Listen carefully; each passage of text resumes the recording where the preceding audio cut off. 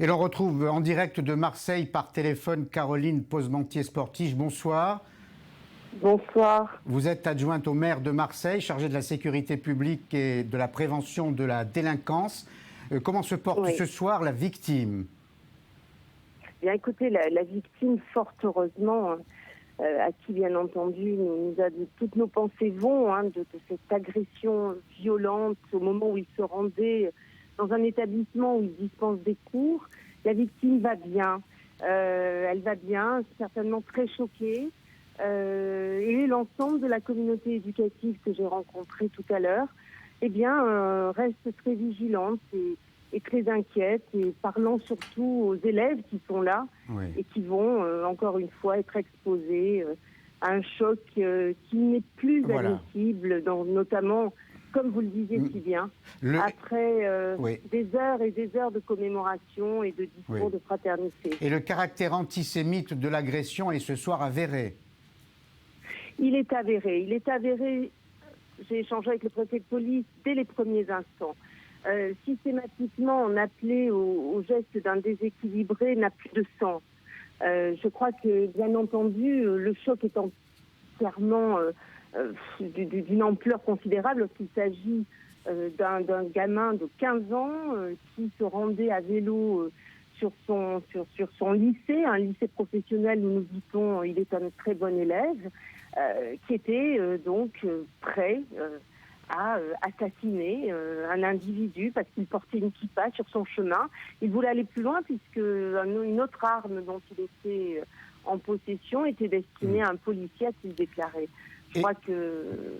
Oui. Et ce que l'on observe, c'est que en moins de 3 mois à peine, nous avons assisté à 3 agressions antisémites dans la seule ville de Marseille, et ça devient assez inquiétant. Alors, ce sont d'autant plus des actes, celui-ci, il faut quand même, plus personne ne peut le banaliser et l'excuser, il peut être criminalisé. J'ai entendu tout à l'heure le procureur parler de tentative d'assassinat. Même malgré la minorité pénale de l'auteur des faits, il est aujourd'hui possible qu'il soit en détention provisoire pour un certain nombre de mois. Donc, tous ces faits nous rendent encore plus vigilants et nous obligent à être le plus en amont possible. Vous voyez, ce sont a priori des actes, dit-on, isolés. Il y a quelques mois, un rabbin qui est victime d'une agression violente d'un individu multirécidiviste connu des services de police. Aujourd'hui, c'est un mineur de 15 ans qui se rend sur le chemin de l'école. Vous vous rendez compte de l'ampleur de la tâche qui est celle de tous les agents et de tous les acteurs qui œuvrent dans le domaine de l'éducation, de la prévention.